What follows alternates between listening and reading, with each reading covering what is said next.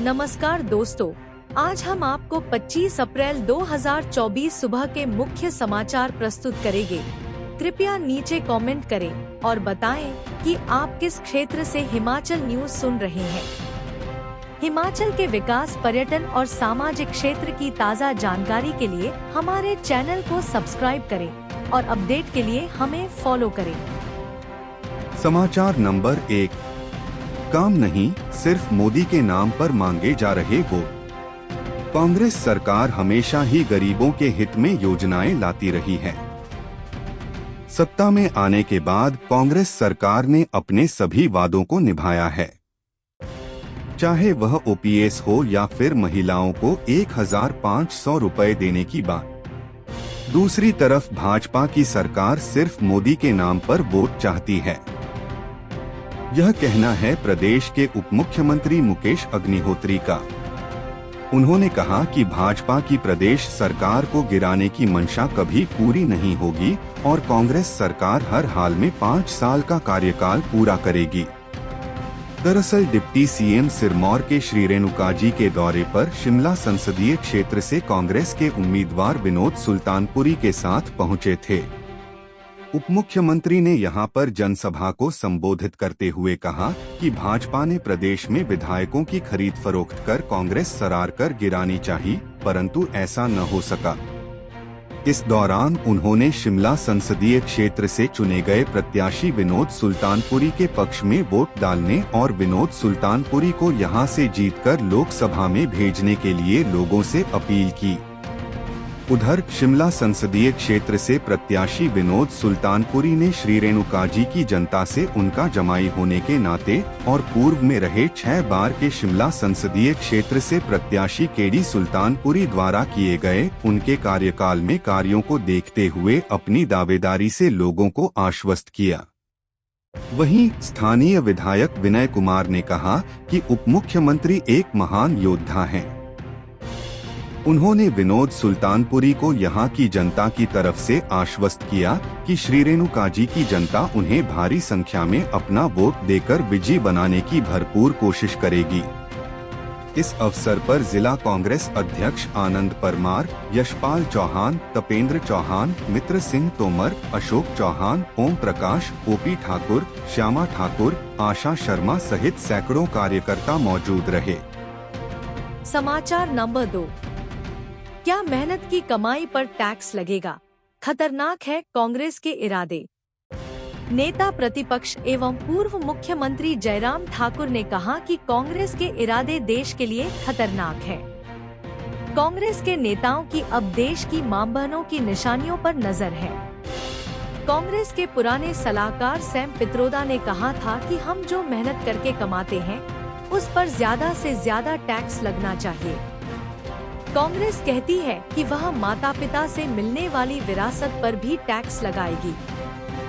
जयराम ठाकुर बुधवार को चुराह के मुख्यालय भंजराड़ू में आयोजित पन्ना प्रमुख सम्मेलन में बोल रहे थे।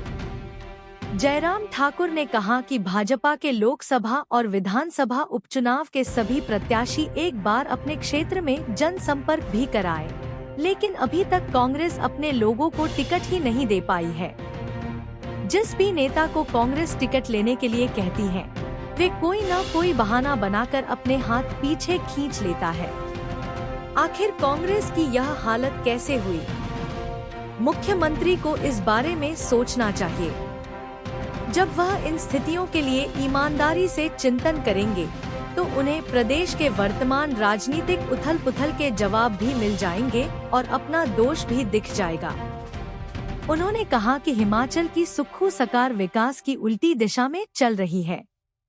इस कारण कांग्रेसी नेताओं को अपनी हार साफ दिखाई दे रही है और वह चुनाव से किनारा कर रहे हैं। उन्होंने साथ ही चुराह हलके के विधायक डा हंसराज को जन्मदिन की मुबारकबाद भी दी। इस मौके पर कांगड़ा चंबा संसदीय क्षेत्र के प्रत्याशी डा राजीव भारद्वाज, चुराह के विधायक डा हंसराज आदि लोग मौजूद रहे। समाचार नंबर 3। कोर्ट के आर्डर पर बाधा कैसे बन सकती है? चीफ सेक्रेटरी की कमेटी। हिमाचल हाई कोर्ट ने टिप्पणी की है कि चीफ सेक्रेटरी की कमेटी कोर्ट के उस फैसले को लागू करने में बाधा कैसे बन सकती है जो अंतिम स्थिति यानी फाइनलिटी प्राप्त कर चुका है। अदालत में एडिशनल एडवोकेट जनरल ने हाई कोर्ट को जानकारी दी थी कि ताज मोहम्मद बनाम हिमाचल सरकार केस के फैसले पर राज्य सरकार ने मुख्य सचिव की अध्यक्षता में एक कमेटी बनाई है जो अनुबंध सेवा को गिनने, रेगुलराइजेशन की कट ऑफ डेट तय करने और वेतनमान एरियर की अदायगी जैसे मामलों पर निर्णय लेगी। हाई कोर्ट ने कहा कि इस केस में एसएलपी और रिव्यू पिटीशन दोनों खारिज हो चुकी हैं, इसलिए चीफ सेक्रेटरी की कमेटी बनाने पर हैरानी हो रही है। न्यायाधीश तरलोक सिंह चौहान और न्यायाधीश सुशील कुकरेजा खंडपीठ ने याचिकाकर्ताओं को अनुबंध की सीनियोरिटी, इंक्रीमेंट और अन्य तरह की वित्तीय लाभ 4 हफ्ते के भीतर देने के आदेश दिए हैं। इस फैसले की कंप्लायंस के लिए मामले को 17 मई 2024 को सुना जाएगा। दरअसल 3 अगस्त 2023 को ताज मोहम्मद बनाम हिमाचल सरकार के केस में आई जजमेंट के आधार पर लोक निर्माण विभाग से जूनियर असिस्टेंट और क्लेरिकल कैडर के कर्मचारी राहत के लिए हाई कोर्ट गए थे। रविकांत बनाम हिमाचल सरकार मामले में इन कर्मचारियों ने अनुबंध अवधि का लाभ अपॉइंटमेंट की तारीख से देने, वरिष्ठता, संशोधित पे स्केल, एनुअल इंक्रीमेंट समेत अन्य वित्तीय लाभों की मांग की थी। इसी याचिका में 26 सितंबर 2017 को जारी की गई सीनियोरिटी लिस्ट को क्वैश कर नए सिरे से बनाने का आग्रह भी किया गया है। साथ ही कर्मचारियों ने सभी तरह के वित्तीय लाभ देने की भी अपील की है। कोर्ट ने कहा कि ये कर्मचारी ताज मोहम्मद बनाम हिमाचल सरकार फैसले में आई जजमेंट में दी गई राहत को प्राप्त करने के लिए पात्र हैं। ये 2 केस बने हैं सरकार के लिए मुसीबत। आयुर्वेद के शीला देवी और सिविल सप्लाई के ताज मोहम्मद केस के प्रभाव के आकलन के लिए राज्य सरकार ने मुख्य सचिव की अध्यक्षता में कमेटी बनाई है। शीला देवी मामले में अनुबंध की अवधि को पेंशन के लिए काउंट करने को कहा गया है, जबकि ताज मोहम्मद केस में अनुबंध अवधि के सभी वित्तीय लाभ देने को कहा गया है। शीला देवी मामले में मुख्य सचिव ने आगे प्रधान सचिव वित्त की अध्यक्षता में एक कमेटी बना दी है जो इस जजमेंट को लागू कर रही है, जबकि ताज मोहम्मद के केस में अभी राज्य सरकार से फैसला होना है। खराब आर्थिक स्थिति के बीच चुनाव आचार संहिता खत्म होते ही ये दोनों मामले सरकार के लिए मुश्किल स्थिति पैदा करने वाले हैं। समाचार नंबर 4। भाजपा का वोट शेयर 2014 से बढ़ा, 6% बढ़ी हिस्सेदारी।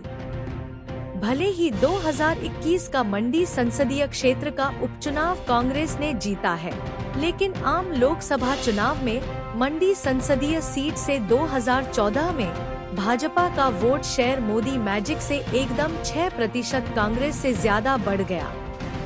वहीं 2019 में तो वोटिंग शेयर में और ज्यादा उछाल आ गया। लिहाजा 2014 से मंडी लोकसभा सीट में कांग्रेस का वोट शेयर घटना आरंभ हो गया था। मंडी संसदीय सीट पर 2014 और 2019 में प्रमुख राजनीतिक दल भाजपा और कांग्रेस के वोट शेयर में बड़ा अंतर देखने को मिला। दोनों चुनाव हजारों वोटों ने नहीं बल्कि लाख के आंकड़ों से कांग्रेस ने हारे थे। वर्ष 2014 में हुए आम लोकसभा चुनाव में देश में मोदी मैजिक चला था। इस दौरान मंडी संसदीय सीट से भाजपा के प्रत्याशी ने भारी मतों से जीत दर्ज की थी। यहाँ पर बीजेपी का वोट शेयर पर गौर करें तो 50 था, जबकि कांग्रेस का 44.5 ही था। बसपा का 0.7% और सीपीएम का 1.4% वोट शेयर था। बता दें कि मंडी संसदीय क्षेत्र के 3 आम लोकसभा चुनाव की बात करें तो 2009 में पूर्व मुख्यमंत्री वीरभद्र सिंह सांसद बने थे, जबकि 2014 और 2019 में पूर्व सांसद रामस्वरूप शर्मा सांसद बने थे। रामस्वरूप शर्मा ने रिकॉर्ड मतों से दोनों चुनावों में जीत दर्ज की थी और कांग्रेस वोट शेयर की टक्कर से कोसों दूर रखा था। HDM मंडी लोकसभा सीट खास। मंडी लोकसभा निर्वाचन क्षेत्र हिमाचल प्रदेश राज्य के 4 लोकसभा संसदीय निर्वाचन क्षेत्रों में से एक है। यह सामान्य श्रेणी की संसद सीट है। इसमें चंबा जिले का हिस्सा शामिल है। संपूर्ण किन्नौर जिला एवं संपूर्ण कुल्लू और संपूर्ण लाहौल स्पीति जिला, मंडी जिला व शिमला जिले का हिस्सा भी इसमें शामिल है। 2019 में लोकसभा क्षेत्र की साक्षरता दर 71.27% थी। 2009 में कांटे की टक्कर। 2009 के लोकसभा चुनाव में कांग्रेस और भाजपा की कांटे की टक्कर रही है। यहाँ पर कांग्रेस ने चुनाव जीता था, लेकिन जीतहार की बात करें तो वोटिंग शेयर का अंतर यहाँ पर मात्र 2.1% ही रहा था। कांग्रेस का वोट शेयर 47.8 और बीजेपी का 45.9 वोट शेयर था। बसपा का 1.4% और सीपीएम का 2.9% वोट शेयर था। 2019 में मोदी मैजिक। 2019 के आम लोकसभा चुनाव की बात करें तो फिर देश में मोदी मैजिक सिर चढ़कर बोला। इस दौरान भाजपा के प्रत्याशी रामस्वरूप शर्मा ने भारी बहुमत से चुनाव जीते। वोट शेयर की बात करें तो भाजपा का 69 और कांग्रेस का 26 वोट शेयर था। लिहाजा कांग्रेस 43% वोट शेयर से पीछे थी। इस चुनाव में बसपा और सीपीएम का वोट शेयर भाजपा कांग्रेस के मुकाबले शून्य रहा था। समाचार नंबर 5। कांगड़ा में ब्राह्मण के सामने ब्राह्मण ही होगा। लोकसभा चुनावों में कांगड़ा सीट पर हार का सिलसिला तोड़ने के लिए कांग्रेस ब्राह्मण चेहरे के खिलाफ ब्राह्मण फेस को उतारने की तैयारी कर रही है। भले ही प्रदेश में कांग्रेस के पास विधायकों का संख्या बल बढ़ाना महत्वपूर्ण चुनौती है, लेकिन केंद्र की सत्ता के लिए भी हाईकमान गंभीर है। ऐसे में अब कांग्रेस कांगड़ा सीट पर भी मौजूदा विधायक पर ही दांव खेल सकती है। दिल्ली में बुधवार को हमीरपुर और कांगड़ा सीटों पर चर्चा हुई है। कांगड़ा सीट पर हार का सिलसिला तोड़ने के लिए मजबूत प्रत्याशी देखा जा रहा है, जिसके लिए 2 ब्राह्मण चेहरों के नाम दिए गए हैं। इसमें दिवंगत नेता GS बाली के बेटे RS बाली का नाम सबसे आगे है। RS बाली अभी विधायक हैं। उन्होंने अपनी ताकत दिखाते हुए पूर्व में बेरोजगार संघर्ष यात्रा भी निकाली थी। रघुबीर सिंह बाली के अलावा कांग्रेस के प्रदेश कोषाध्यक्ष डा राजेश शर्मा का नाम भी इस लिस्ट में शामिल है। RS बाली ने हाल ही में हाईकमान को पत्र लिखकर उनकी दावेदारी पर उनसे राय पूछने को कहा था। RS बाली ने तर्क दिया था कि नगरोटा बगवा की जनता नहीं चाहती कि वह दिल्ली जाएं। पिछले 3 चुनावों में कांगड़ा सीट पर भाजपा जीतती रही है। ऐसे में जानकार मान रहे हैं कि कांगड़ा का सियासी दुर्ग बचाने और कांग्रेस हाईकमान द्वारा एक सीट को महत्वपूर्ण मानते हुए कड़ा मुकाबला करने वाले और जीतने की क्षमता रखने वाले प्रत्याशी को मैदान में उतारने का प्लान बनाया जा रहा है। हालांकि इससे पूर्व डलहौजी से कांग्रेस नेत्री आशा कुमारी का नाम भी प्रमुखता से चल रहा था, लेकिन चंबा जिला में कम विधानसभा क्षेत्र और मत प्रतिशतता कम होने के कारण कांगड़ा से ही प्रत्याशी देने का फैसला किया गया है। उधर मुख्यमंत्री ने धर्मशाला में कांगड़ा के बड़े नेताओं से मुलाकात करके कांगड़ा लोकसभा की टिकट पर इन नेताओं की राय ली है। यहां कांग्रेस के सर्वे में नगरोटा बगवा के विधायक और पर्यटन निगम के अध्यक्ष RS बाली का नाम चर्चा में है।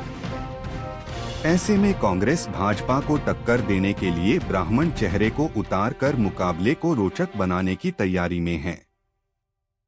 समाचार नंबर 6। सेब पैकिंग पर यूनिवर्सल कार्टन अनिवार्य, अधिसूचना जारी। प्रदेश सरकार ने इस सेब सीजन से यूनिवर्सल कार्टन को लागू कर दिया है। हिमाचल प्रदेश में सेब की पैकिंग के लिए यूनिवर्सल कार्टन अनिवार्य कर दिया है। कृषि विभाग ने इस बारे में बुधवार को नोटिफिकेशन जारी कर दी है। इसी के साथ 5 दशक से पैकिंग को इस्तेमाल हो रहे टेलीस्कोपिक कार्टन पर प्रतिबंध लग दिया है।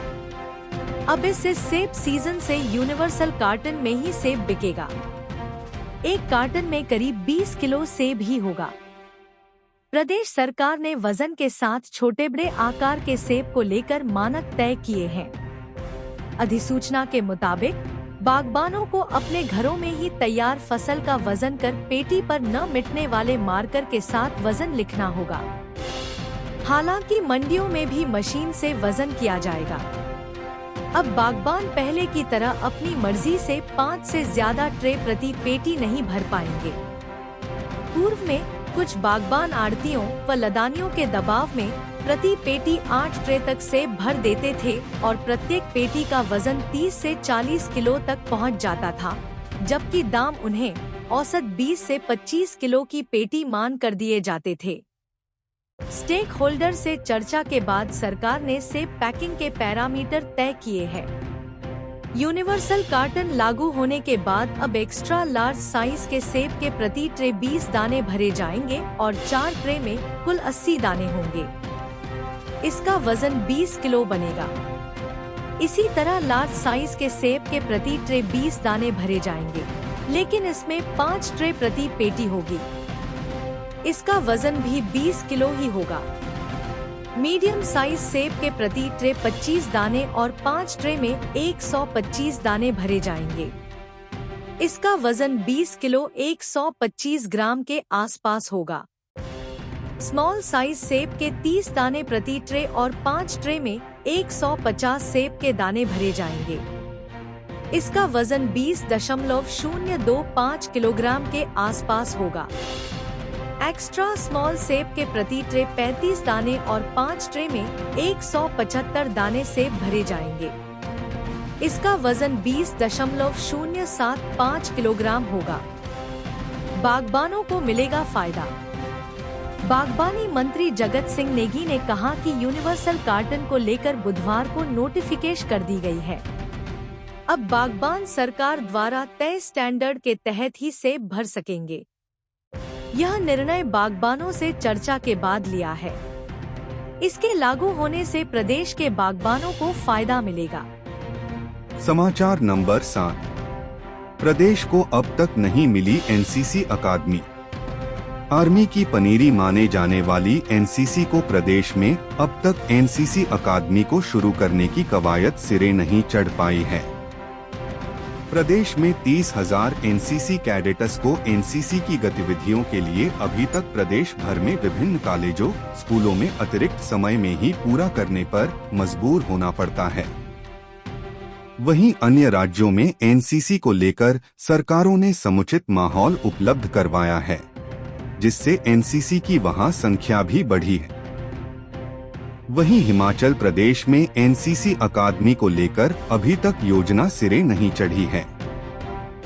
हालांकि एनसीसी के अधिकारियों की माने तो प्रदेश सरकार हिमाचल में एनसीसी अकादमी को शुरू करने के लिए संजीदा है, जिसमें मुख्यमंत्री, शिक्षा मंत्री से लेकर शिक्षा सचिव तक मामला संज्ञान में है।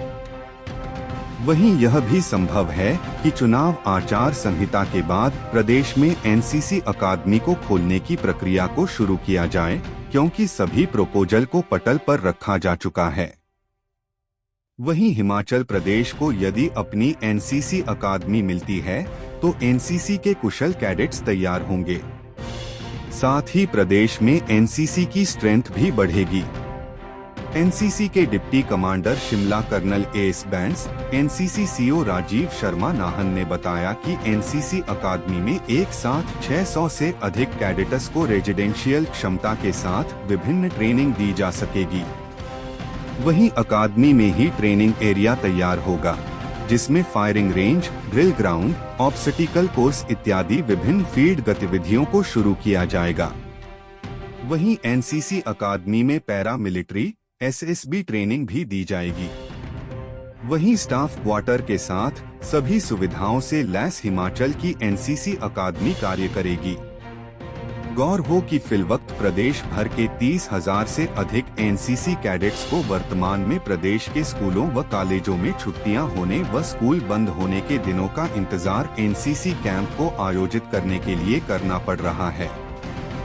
वहीं एनसीसी के लिए विभिन्न समस्याओं का सामना भी करना पड़ रहा है। NCC deputy commander A S Bains के अनुसार एनसीसी अकादमी खुलने से क्षेत्र में लोगों को प्रत्यक्ष और अप्रत्यक्ष रोजगार भी जनरेट होगा, क्योंकि अकादमी में वर्ष भर ही विभिन्न गतिविधियों का आयोजन होता रहेगा। एनसीसी अकादमी के लिए प्रदेश में फिलहाल भूमि का चयन किया जा रहा है। वहीं प्रदेश के सरकाघाट में भी एनसीसी अकादमी के लिए भूमि देखी गई है। वहीं प्रदेश में अन्य उपयुक्त स्थल पर भी एनसीसी अकादमी के लिए भूमि देखी जा रही है। समाचार नंबर 8। तारा देवी में पूजा के बाद माल रोड पर टहलेंगी राष्ट्रपति। राष्ट्रपति द्रौपदी मुर्मू 4 से 8 मई तक शिमला आ रही हैं। इस प्रस्तावित दौरे के दौरान वह शिमला स्थित राष्ट्रपति निवास दी रिट्रीट में रुकेंगी और तारा देवी में पूजा अर्चना करने के साथ माल रोड पर भी टहलेंगी। जिला दंडाधिकारी शिमला अनुपम कश्यप ने राष्ट्रपति के प्रस्तावित दौरे की तैयारियों को लेकर बुधवार को सभी अधिकारियों से साथ बैठक की। उन्होंने संबंधित विभागों के अधिकारियों को सभी तैयारियां समयबद्ध पूर्ण करने के निर्देश दिए। इस बार राष्ट्रपति वायुसेना के हेलीकॉप्टरों से सीधे कल्याणी हेलीपैड मशोबरा में उतरने की जगह वायुसेना के डोर्नियर विमानों से जुब्बड़हट्टी एयरपोर्ट पर उतरेंगी। उनका कांगड़ा दौरा भी इन्हीं विमानों में होगा।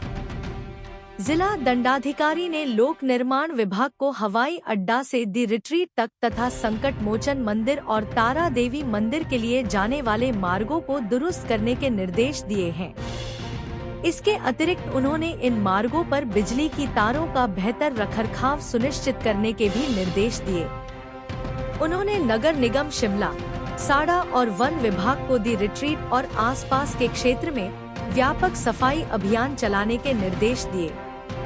इसके अतिरिक्त उन्होंने एसजेपीएनएल को दी रिट्रीट के लिए पानी की निर्बाध आपूर्ति सुनिश्चित करने तथा प्रतिदिन जल भंडारण स्रोत के टीडीएस मात्रा की जांच करने के भी निर्देश दिए। अनुपम कश्यप ने अग्निशमन विभाग को दी रिट्रीट और अन्य स्थानों का फायर ऑडिट करने तथा शिमला के अतिरिक्त ठियोग में अग्निशमन के पुख्ता इंतजाम तैयार रखने के निर्देश दिए, ताकि किसी भी अप्रिय घटना से समय रहते निपटा जा सके। बैठक में अतिरिक्त उपायुक्त अभिषेक वर्मा, आयुक्त नगर निगम भूपेंद्र अत्री, एडीएम प्रोटोकॉल ज्योति राणा, एएसपी शिमला नवदीप, एसडीएम शिमला ग्रामीण कविता ठाकुर, शहरी शिमला भानु गुप्ता, सहायक आयुक्त गोपाल चंद शर्मा सहित विभिन्न विभागों के अधिकारी उपस्थित रहे। समाचार नंबर 9। सड़क हादसे कम करने पर 3 पुलिस कप्तानों को सम्मान। प्रदेश में सड़क हादसों में कमी लाने के लिए 3 जिलों में एसपी को नवाजा जाएगा। पुलिस मुख्यालय शिमला में गुरुवार को रोड सेफ्टी अवार्ड सेरेमनी कार्यक्रम का आयोजन किया जाएगा। कार्यक्रम में प्रदेश के राज्यपाल शिव प्रताप शुक्ल बतौर मुख्यातिथि शिरकत करेंगे। प्रदेश में सड़क हादसों में कमी लाने के लिए अहम कदम उठाने वाले 3 आईपीएस अफसरों सहित करीब 65 लोगों को पुरस्कारों से नवाजा जाएगा। पुलिस विभाग सहित अन्य विभागों के सामूहिक प्रयासों से 2022 की तुलना में वर्ष 2023 के दौरान सड़क यातायात दुर्घटनाओं, मृत्यु और चोटों में कमी दर्ज की गई है।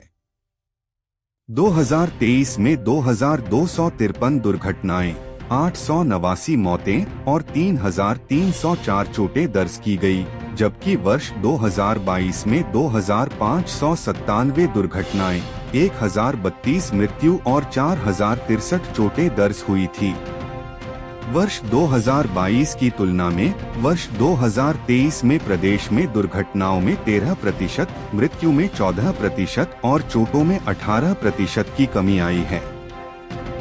प्रदेश में सड़क दुर्घटनाओं और मौतों को कम करने के लिए कुल्लू जिला की पूर्व एसपी साक्षी वर्मा और ऊना जिला के एसपी रहे अरिजीत सेन ठाकुर एवं सिरमौर जिला के एसपी के रमन कुमार मीणा ने अहम कदम उठाते हुए सड़क हादसों एवं सड़क हादसों में होने वाली मौतों के आंकड़े में काफी कमी लाई है।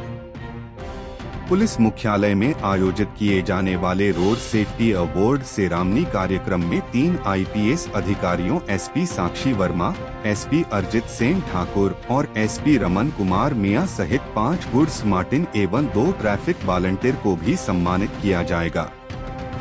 समाचार नंबर 10। आर्मी ने रुकवाया शोंगटोंग प्रोजेक्ट का काम। किन्नौर जिला में सतलुज नदी पर बन रहे शोंगटोंग बिजली प्रोजेक्ट पर नया विवाद हो गया है। 450 मेगावाट क्षमता का यह प्रोजेक्ट पहले ही डेडलाइन से लेट है और अब इंडियन आर्मी ने इसके काम को आपत्ति जताते हुए रुकवा दिया है। इसी प्रोजेक्ट एरिया में आर्मी का आयुध डिपो है, जिसे चीन बॉर्डर के कारण स्थापित किया है।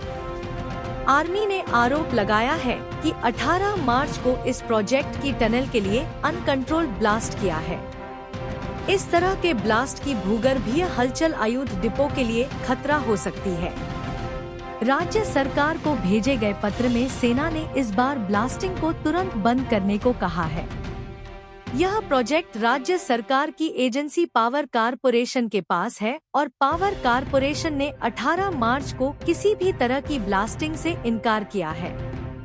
ऊर्जा निगम का कहना है कि टनल में काम इससे पहले से ही नहीं चल रहा है। अब यह विवाद मुख्य सचिव के स्तर पर आ गया है। मुख्य सचिव ने दोनों पक्षों से तथ्य मंगवाए हैं। इसके बाद इस मामले में अब भारत सरकार से हस्तक्षेप करवाना जरूरी हो गया है। गौरतलब है कि 450 मेगावाट का शोंगटोंग बिजली प्रोजेक्ट पहले ही डेडलाइन से लेट चल रहा है।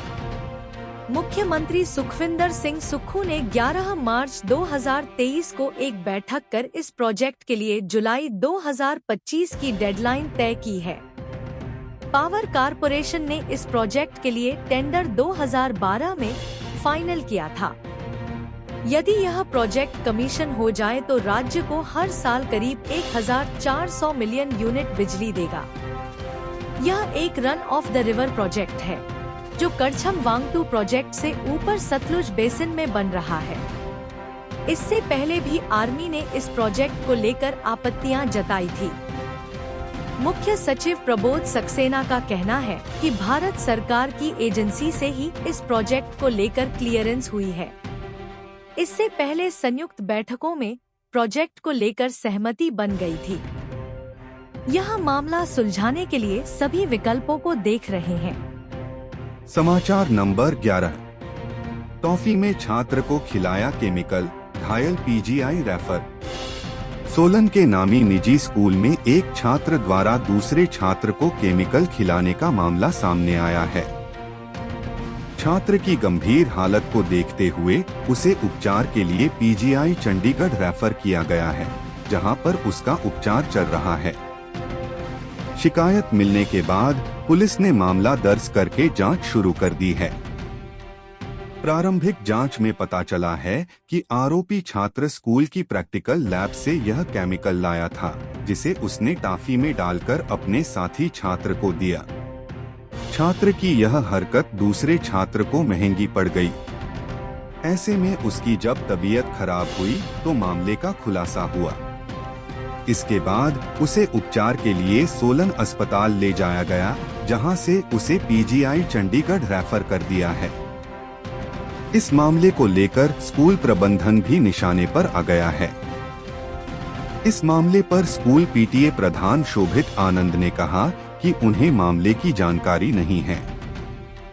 स्कूल प्रबंधन और उपचाराधीन छात्र के अभिभावकों से भी संपर्क कर मामले की जानकारी ली जाएगी। पुलिस अधीक्षक सोलन गौरव सिंह ने बताया कि शहर के एक निजी स्कूल में इस प्रकार का मामला सामने आया है। पुलिस ने शिकायत के आधार पर मामला दर्ज किया है। मामले की जांच चल रही है। समाचार नंबर 12। हर दिन होगी कांग्रेस के वार रूम के कामकाज की समीक्षा। कांग्रेस ने वार रूम के कामकाज की समीक्षा का फैसला किया है। यह समीक्षा रोजाना होगी। वार रूम से क्या निर्देश जारी हुए और किन पर अमल किया गया, इसकी जानकारी पदाधिकारियों को साझा करनी होगी। ये निर्देश कांग्रेस कमेटी के राष्ट्रीय वार रूम उपाध्यक्ष गोकुल बुटेल ने दिए हैं। गोकुल बुटेल ने बुधवार को प्रदेश कांग्रेस कमेटी के वार रूम की वर्चुअल बैठक ली। इस बैठक में शिमला से उपाध्यक्ष हरिकृष्ण हिमराल समेत अन्य पदाधिकारी जुड़े थे। हरिकृष्ण हिमराल ने बताया कि वार रूम में होने वाली सभी गतिविधियों की नियमित रूप से समीक्षा होगी। जो कमियां सामने आएंगी उन्हें दूर करने का प्रयास किया जाएगा। कांग्रेस का वार रूम 4 लोकसभा सीटों के साथ ही 6 विधानसभा सीटों के लिए भी शिमला से रोड मैप तैयार करेगा। बैठक में सभी पदाधिकारियों से आपसी तालमेल और समन्वय से कार्य करने को कहा गया। उन्होंने कहा कि वार रूम के दैनिक कार्यों की हर रोज समीक्षा की जाएगी। समाचार नंबर 13। टल्ली होकर कक्षा में पहुंचा अध्यापक, शिक्षा विभाग की कार्रवाई। सराज विधानसभा क्षेत्र की ग्राम पंचायत जैंशला में राजकीय प्राथमिक पाठशाला सोगली में बुधवार को देश के भविष्य को पढ़ाने वाला अध्यापक ही टल्ली होकर क्लासरूम में पहुंच गया। इसके बाद अभिभावकों ने टल्ली मास्टर जी का वीडियो बनाकर सोशल मीडिया पर वायरल कर दिया। अभिभावकों ने टल्ली अध्यापक को तुरंत निलंबित करने की मांग की है, जिस पर शिक्षा विभाग ने टल्ली शिक्षक को निलंबित भी कर दिया है और मामले में जांच बिठा दी है। जिस अभिभावक ने अध्यापक का वीडियो बनाया है, उसके 2 बच्चे इसी स्कूल में पढ़ते हैं। उन्होंने आरोप लगाया कि इससे पहले भी अध्यापक को समझाया गया था, क्योंकि अध्यापक लगातार स्कूल में शराब पीकर पहुंचता है। बुधवार को भी अध्यापक क्लासरूम में खुद शराब पीकर पहुंच गया। इसके बाद छात्र के अभिभावक ने अध्यापक का वीडियो बना डाला। एसएमसी प्रधान गिरिराज ने बताया कि इससे पहले भी अध्यापक की अभिभावकों की ओर से शिकायतें आ रही थी, जिसको लेकर एसएमसी ने स्कूल में बैठक रखी गई थी, जिसमें अभिभावकों ने बताया था कि अध्यापक लगातार स्कूल में शराब पीकर आ रहा है। स्कूल में नर्सरी से लेकर 5वीं कक्षा तक कुल 43 छात्र शिक्षा ग्रहण कर रहे हैं और स्कूल में 2 अध्यापक हैं। उपनिदेशक प्रारंभिक शिक्षा अमरनाथ राणा ने बताया कि मामला ध्यान में आया है। समाचार नंबर 14। कांगड़ा में महाब्रह्मर्षि दूर करेंगे भक्तों के रोग। 26 अप्रैल को OBC Bhawan, government degree college Nagrota Bagwan, Kangra और 27 अप्रैल को heritage Narwana banquet and resort Narwana Dharamshala तथा 28 अप्रैल को विला कैमेलिया पालमपुर, कांगड़ा पर प्रभु कृपा दुख निवारण समागमों के आयोजन का समाचार जब श्रद्धालुओं को ज्ञात हुआ तो उनके मन उत्साह से भर गए। परम पूज्य महाब्रह्मर्षि श्री कुमार स्वामी जी के आगमन की सूचना से वहां भारी उमंग तरंग देखने को मिल रही है। समागम की तैयारियां बहुत जोर शोर से चल रही हैं। समागम आयोजक समिति के सदस्यों द्वारा बड़े बड़े होर्डिंग्स व पोस्टर पूरे शहर में लगा दिए गए हैं। यहाँ की सभी धर्मशालाएं, होटल, लॉज, यात्री निवास लगभग भरते जा रहे हैं। भगवान श्री लक्ष्मी नारायण धाम के समागम आयोजकों ने इस अवसर पर हिमाचल और आसपास के राज्यों से आने वाले भाई बहनों की भारी संख्या में आगमन को देखते हुए विशेष प्रबंध किए हैं। इस समागम में अभिनेताओं, राजनीतिक हस्तियों, प्रशासनिक अधिकारियों तथा सामाजिक व धार्मिक संस्थाओं के प्रतिनिधियों के आगमन की विशेष संभावना है। समागम आयोजक सेवा समिति के सदस्यों ने बताया कि परम पूज्य महाब्रह्मर्षि श्री कुमार स्वामी जी मां दुर्गा की कृपा के साथ साथ महाग्रंथ श्री महाब्रह्म मैखाना जी की विशेष कृपा भी समागम में प्रदान करेंगे, जिससे दुख, समस्याएं और रोग समाप्त हो जाते हैं और सभी मनोकामनाएं पूर्ण होती हैं। इसके अतिरिक्त दैवव्यपाश्रय की कृपा भी गुरुदेव जी समागम में प्रदान करेंगे। जिन रोगों का इलाज मेडिकल साइंस नहीं कर पाई, वह दैवव्यपाश्रय चिकित्सा द्वारा संभव हुआ है। विशेष रूप से परम पूज्य सद्गुरुदेव महिलाओं की समस्याओं के प्रति ज्यादा सजग हैं। इनके आगमन का महिला श्रद्धालुओं को आतुरता से इंतजार है। परम पूज्य सद्गुरुदेव ने महिलाओं की यूटीआई की समस्या के निवारण के लिए मिरेकल वी वाश औषधि की खोज की है। हम अपने राज्य के विकास में योगदान देने में गर्व महसूस करते हैं और हमें उम्मीद है आने वाले दिनों में हमें और भी अच्छी खबरें मिलेंगी। इन खबरों को अधिक लोगों तक पहुंचने के लिए कृपया हमारा कंटेंट शेयर करें, साथ ही हमारे चैनल को सब्सक्राइब करें और अपडेट के लिए हमें फॉलो करें। अपने विचारों को कमेंट में शेयर करना ना भूलें। आपका सहयोग हमें और भी बेहतर काम करने में मदद करेगा। धन्यवाद।